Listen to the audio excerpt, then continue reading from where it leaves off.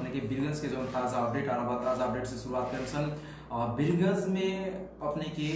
9 जना और कोरोना संक्रमित के अपने के 9 जना और अपने के 9 वर्षीय और 10 वर्षीय करके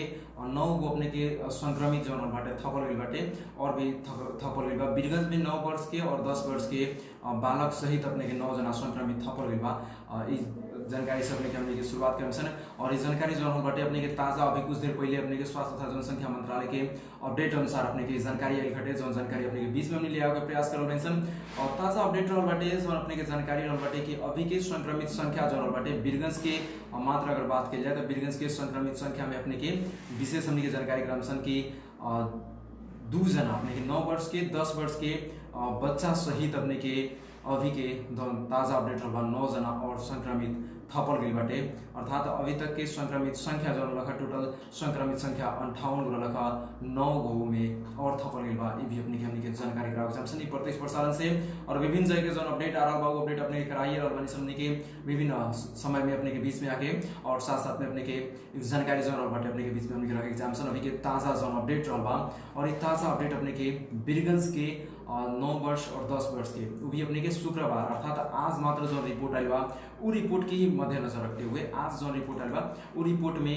2 गो अपने के व्यक्ति अर्थात शुक्रवार के रिपोर्ट के ही अगर बात की जाए आज की रिपोर्ट की बात की जाए तो 9 वर्ष के और एक 10 वर्ष के व्यक्ति में विशेष करके जनरल बाटे एक बच्चा कहल जाए कि अपने के बालक में इस समस्या अपने के जनरल बाटे कोरोना वायरस के संक्रमण देखल गई बाटे। और ये अपने के जानकारी हमने लेके आ रहा है और हर एक दिन हमने के प्रयास रहा अपने के बीच में विभिन्न समय में अपडेट सब लेके आवे के और अभी के जो समय रहा बाटे विशेष अपडेट सब लेके अपने के बीच में हमने के उपस्थित भी हो चुके बानी सन और ये अपडेट अपने के जानकारी करावे के क्रम में बानी सन। और अपडेट के अपने जनरल बाटे अभी के 9 वर्ष के और 10 वर्ष के जो बच्चा लोग रहा और साथ में पूरा जो डिटेल रहा पूरा डिटेल के लागम सर पूरा डिटेल अपने के रहा बाटे 9 वर्ष वैसे अपने के 10 वर्ष बालक सहित अपने के 9 जना संक्रमित थपल गई बा। स्वास्थ्य तथा जनसंख्या मंत्रालय के जो विज्ञप्ति आला आज के ही विवरण अनुसार अपने के कोविड-19 के पुष्टि भइल बा जौन जम्मा संख्या 267 गो पुगल बाटे 267 गो पुगल बा जिनसे राष्ट्रीय जनस्वास्थ्य प्रयोगशाला काठमांडू बीपी कोइराला स्वास्थ्य विज्ञान प्रतिष्ठान धरान वैसे अपने के भेरी अस्पताल नेपालगंज में करके अपने के परीक्षण अनुसार अपने के नया पुष्टि भइल संख्या जो रहल बा 9 गो रहल बा। वैसे परसा वीरगंज निवासी 9 वैसे ही 10 वर्षीय बालक रहल बा लोग वैसे अपने के 23 वर्षीय और 46 वर्षीय अपने के 23 वर्षीय और 47 वर्षीय महिला रहल बा लोग वैसे अपने के उदयपुर वैसे अपने के त्रिशूल उदयपुर वैसे अपने के त्युगा नगरपालिका नेपाल वैसे अपने के नेपाल सरकार के अपने के जो बाटे नेपालगंज निवासी अपने के 25 वर्षीय पुरुष रहल बानी वैसे अपने के दांग गढ़वा में अपने के 4 वर्षीय वैसे अपने के 4 और 5 और अपने के तुलसीपुर 7 के निवासी अपने के 23 वर्षीय वैसे अपने के 36 वर्षीय और 34 वर्षीय अपने के पुरुष रहल वालों जो अपने काठमांडू के अपने के विशेष जो रहल बाटे अस्पताल सब में उपचार भी हो रहल बा उहाँ लोग के जन आज की प्रयोगशाला में जो टेस्ट भेल टेस्ट के काठमांडू के प्रयोगशाला में जो टेस्ट भेल ओकर अपने के विशेष अपने की जानकारी करावल कि इतना अपने के अभी के संक्रमित व्यक्ति रहल वालों वैसे अपने के संतुगणन निवासी अपने के 7 वर्षीय बालक भी एगो रहल बानी वैसे अपने के हाल तक अपने के संपूर्ण विवरण अनुसार वो लोग के स्वास्थ्य अवस्था सामान्य रहल बाटे वैसे अपने के संपर्क में वो लोग स्वास्थ्य कर्मी लोग के संपर्क में भी रहल बा लोग ये भी जानकारी हमने के प्राप्त हो बाटे। सहप्रवक्ता अपने के स्वास्थ्य तथा जनसंख्या मंत्रालय के सहप्रवक्ता समीर कुमार अधिकारी द्वारा अपने के जो जारी विज्ञप्ति रहल बा विज्ञप्ति में अपने के जानकारी रहल बाटे 9 जना संक्रमित और थपल गई बाटे और अभी के रहल बाटे 67 जना अपने के रहल बा लोग टोटल संक्रमित संख्या रहल बा लोग जिनमें से अपने के 4 जना अपने के वीरगंज के ही रहल बा लोग अपने के हमने के जो जानकारी रहल बाटे जिनमें से 2 गो अपने के 9 वर्ष के वैसे 10 वर्ष के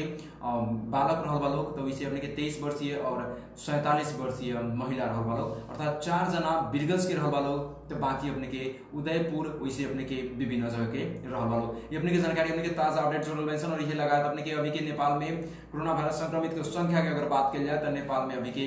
267 गो व्यक्ति के कोरोना वायरस संक्रमित हो चुकला।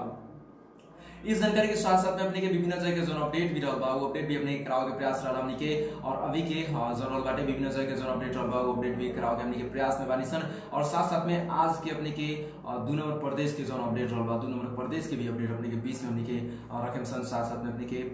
महानगर के सर सफाई कर्मचारी में अपने के 31 जना में अपने के आरडीटी परीक्षण पॉजिटिव नजर आयल बाटे, ये भी हमने के जानकारी देन सन और अपडेट अपने करावे के हमने के प्रयास रही। जौन महानगर के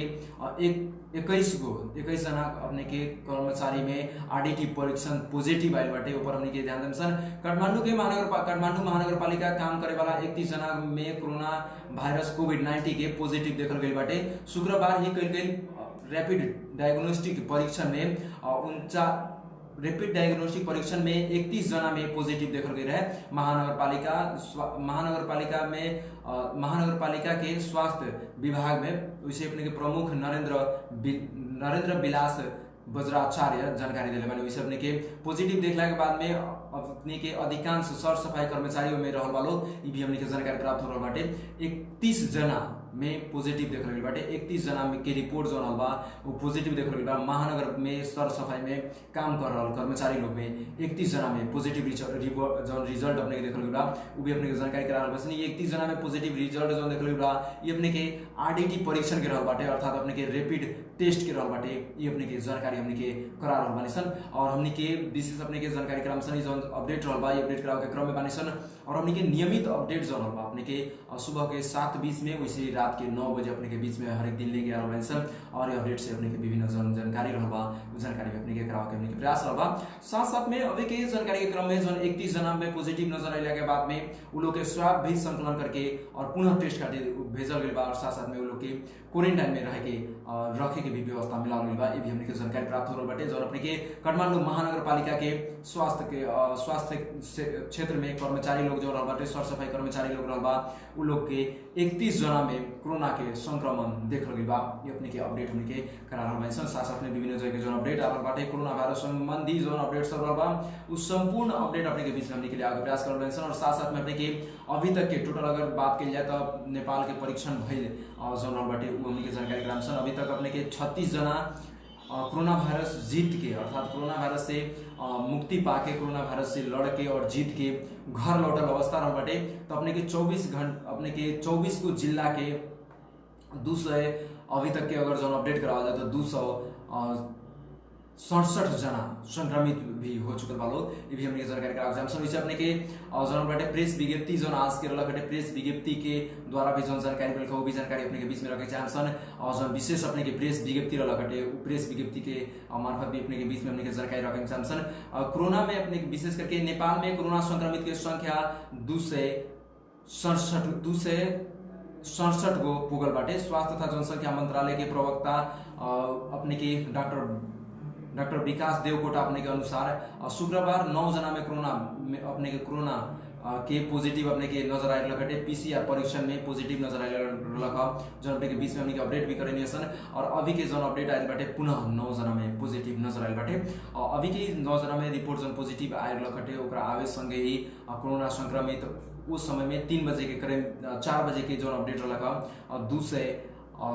258 को अपने के भइल लखटे और 258 को टोटल कोरोना संक्रमित लखटे। वैसे अपने के जौना मध्य में से पुरुष के संख्या अपने के 210 गो लखटे और महिला के संख्या 48 गो लखटे अपने के 4 बजे के अपडेट अगर करावल जाता। वैसे अपने के मंत्रालय के अनुसार अपने के राष्ट्रीय जन स्वास्थ्य प्रयोगशाला में काठमांडू वैसे ही अपने के भेरी के अस्पताल नेपालगंज में भी परीक्षण जवन हो रहा ओकरा अनुसार शुक्रवार 9 जना में कोरोना वायरस के पुष्टि भइल लखटे। और 9 जना में कोरोना वायरस के पुष्टि भइल लखटे ओमे भी अगर जानकारी हमने कराई सन तो ये 9 जना विशेष करके अपने के नया अपने के पॉजिटिव देखल गई में से अपने के मकवानपुर निवासी अपने के 37 वर्षीय और बांके के अपने के 18 वर्षीय 20 वर्षीय वैसे अपने के 22 वर्षीय 25 वर्षीय 25 वर्षीय 27 वर्षीय 32 वर्षीय और 36 वर्षीय पुरुष रहल लोग, जिनमें से मकवानपुर के जो न्यूज रहल हटे उ स्वास्थ्य तथा जनसंख्या मंत्रालय पुनः ओकरा के सचिले बाटे। मकवानपुर के जो जानकारी रहल हटे उ जानकारी के स्वास्थ्य तथा जनसंख्या मंत्रालय पुनः ओकरा के सचिले बाटे। मकवानपुर के ना रह के उ बीरगंज के संक्रमित रहल लोग जो अपने के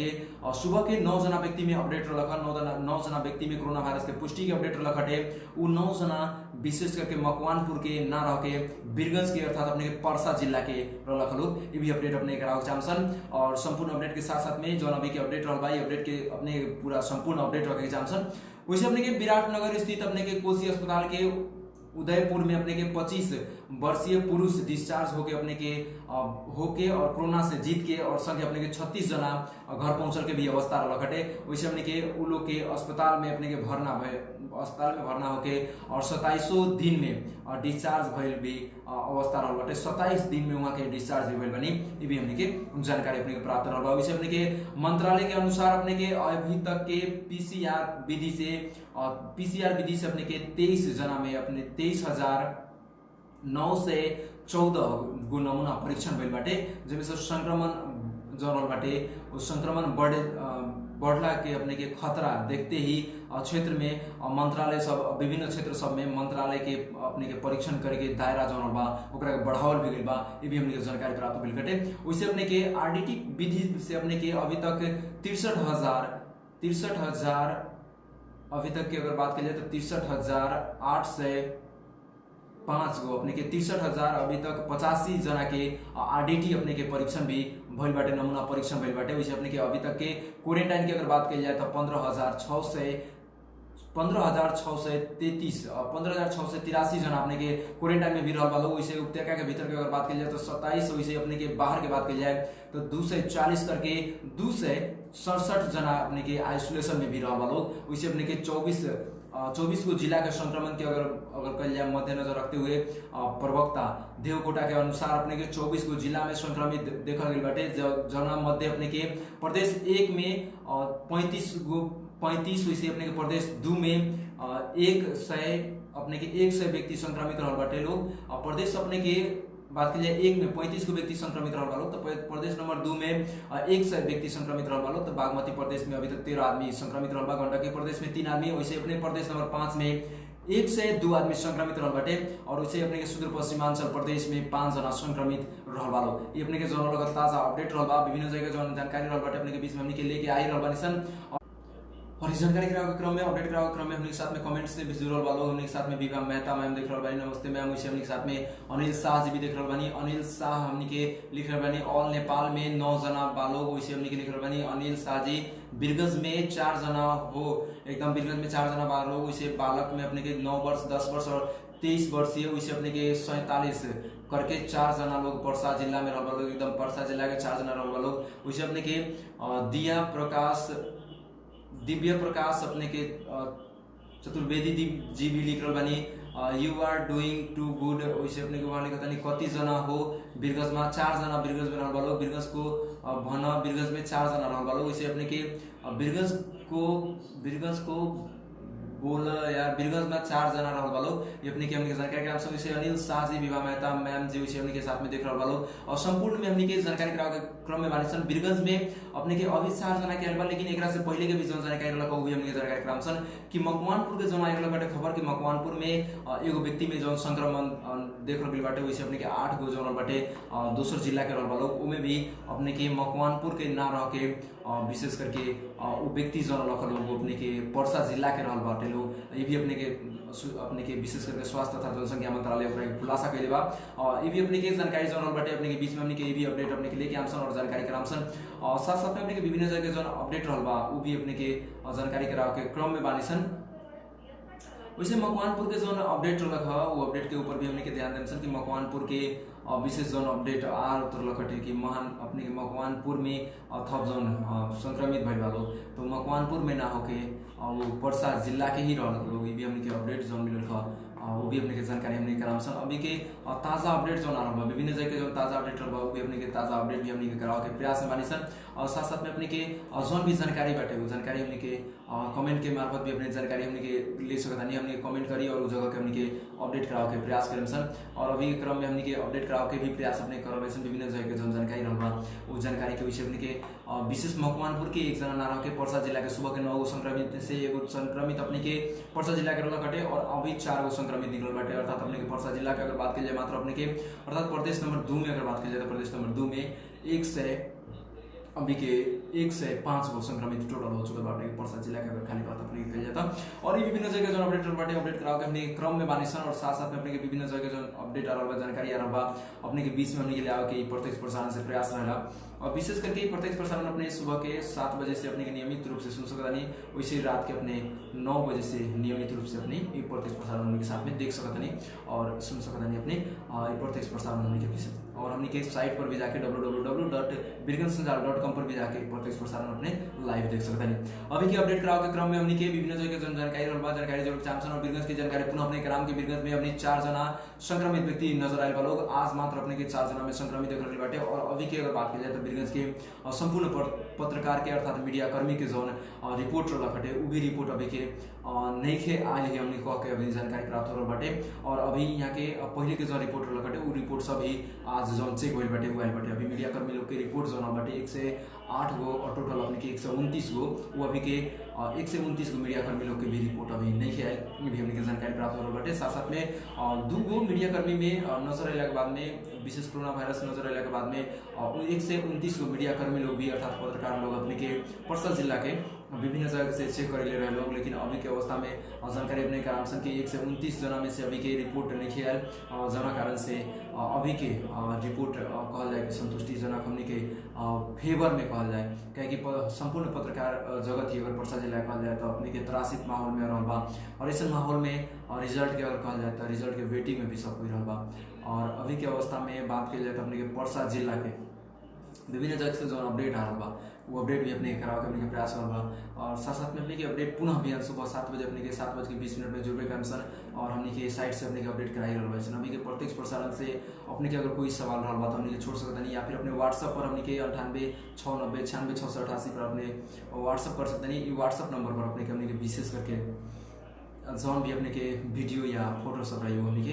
अपना साइट से डाले के हमने के प्रयास करें सर। और ये जानकारी देते हुए अभी के प्रत्यक्ष प्रसारण से छूटे के चाहे तब तक हमने के साथ में birgansanjal.com के साथ में रही। साथ साथ में यूट्यूब पर जाके अपने बिरगंज संजाल टीवी कह के अपने के ऑनलाइन बाटे जो अपने सर्च कर सकता नहीं और वहाँ पे जाके सब्सक्राइब कर सकता नहीं और ताज़ा अपडेट अपने वीडियो के ताज़ा अपडेट भी अपने यूट्यूब से प्राप्त कर सकता नहीं। ये कहते हुए अभी के प्रसारण से हम छूटे के चाहे नमस्कार।